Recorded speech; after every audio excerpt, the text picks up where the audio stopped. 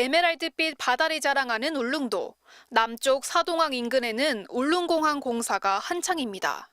바다에 두 갈래로 길게 방파제를 쌓고 사이를 메워 활주로를 만들고 있습니다. 길이만 1,200m에 달합니다. 매립할 흙은 공항 옆 봉우리인 가두봉을 깎아 마련합니다. 한 100m 이상 절취가 돼서 75세제곱미터를 토석을 채취하고 그 매립에 사용합니다. 울릉공항은 2026년 개항될 계획입니다. 지금은 울릉도에 가려면 동해안까지 간 뒤 다시 3시간 이상 배를 타야 하지만 비행기로는 서울에서 1시간이면 됩니다. 빨리 개항이 됐으면 좋겠고 지금 저희는 서울에서 차를 가지고 후방에 두고 지금 배를 타고 왔는데 시간이 너무 오래 걸리니까 그런. 또 울릉도 주민들도 급할 때도 가게 sup고 환자가 생기면 빨리 갈 수가 있고. 하지만 자연훼손 우려가 계속 나옵니다. 울릉도엔 천연기념물인 괭이갈매기와 멸종위기 2급인 흑비둘기가 사는데 서식지가 파괴될 거라는 겁니다. 천연기념물로 지정된 흑비둘기 서식지인데요. 울릉공항 부지로부터 약 2km 정도 떨어져 있습니다.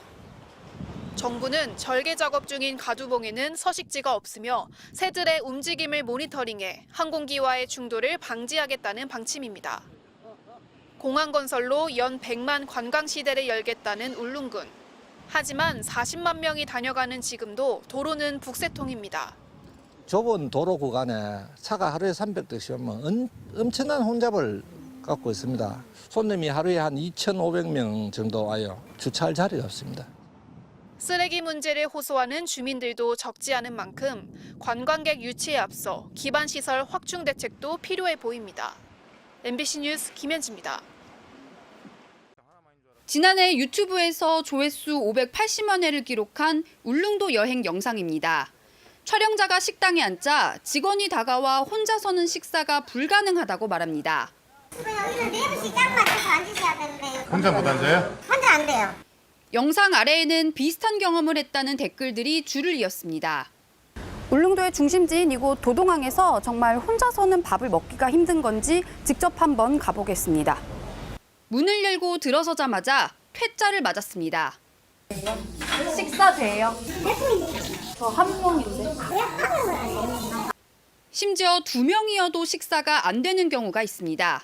키로 4 이상은 받아야. 그러니까 1명, 2명하고 다 뺐잖아요. 2인도 안 봐요? 안 받아요. 취재진이 방문한 식당 6곳 중 3곳이 1인 손님을 거부했습니다. 단체 손님 위주로 영업하는 곳이 많아 일반 관광객들은 퇴짜를 맞기도 하는 건데 관광객들은 황당할 수밖에 없습니다. 미안해하면서 안 된다고 할 수 있잖아요. 뭐 그냥 나가라고 하니까 좀 서운하기도 하고 황당하기도 하고 화도 나고 그렇죠. 저도 다시는 갈 마음은 없어요. 식사 문제뿐만이 아닙니다. 울릉도를 찾은 관광객들은 값은 비싸고 시설은 열악한 숙박시설과 교통 등 인프라 문제를 지적했습니다. 울릉도 도로의 대부분이 이렇게 중앙선이 없고 보행자 도로와 차도가 분리되지 않은 이면 도로입니다.